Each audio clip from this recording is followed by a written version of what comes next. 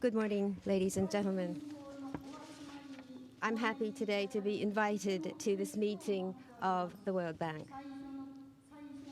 First, I'd like to take this opportunity to thank you for the warm support from all over the world after the great earthquake and tsunami that happened on the 11th of March last year.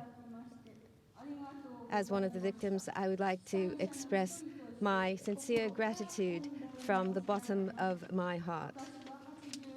I am 87 years old now. I lived in Taro in Miyako City of Iwate Prefecture until the earthquake struck. But as my house was swept away by the tsunami, I now live in Aomori City at my son's home. My grandfather was the only one of our whole family who had a narrow escape from death by tsunami in 1896.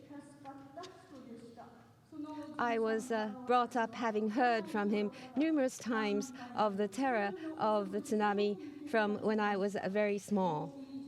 If a big earthquake hits, a tsunami may come, so run to the hill at the back, even if you are alone. By doing so, you'll be able to meet your family again on the hill behind the house. The words I was taught in the local dialect were inochi tendenko. It's every man or woman for him or herself. These words mean life is your own. In other words, when tsunami comes, run and save yourself and don't go back for anybody or anything. I was taught that each one of us has to save his or her own life. When I was 8, a big earthquake hit, followed by a tsunami at around 2 a.m. on 3rd of March 1933. I ran to the hill by myself and survived. However, I was sad to say that my mother was injured and did not survive. After the tsunami, I heard that people who survived by following my grandfather's tsunami story thanked him, and I realized the importance of passing his experience on to future generations. 30 years ago, my daughter's family, with 3 grandchildren, moved to Taro. To teach my grandchildren the terror of tsunami, I made a picture story show. This spread without my knowing, and eventually it was read to children at nurseries, primary schools, and junior high schools. The town of Taro was protected by a seawall 10 meters high, which was called the Great Wall.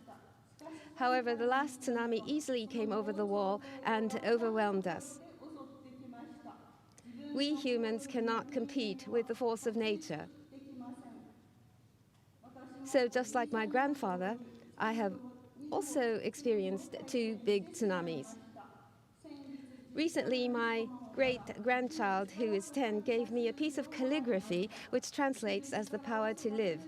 It is important to pass to the generation the message of protecting one's own life, which I learned from my experience, in order to impart to them the power to live. Finally, I would like to finish my small story by reminding you of the words which I learned from my grandfather. It's every person for him or herself. Thank you very much for listening.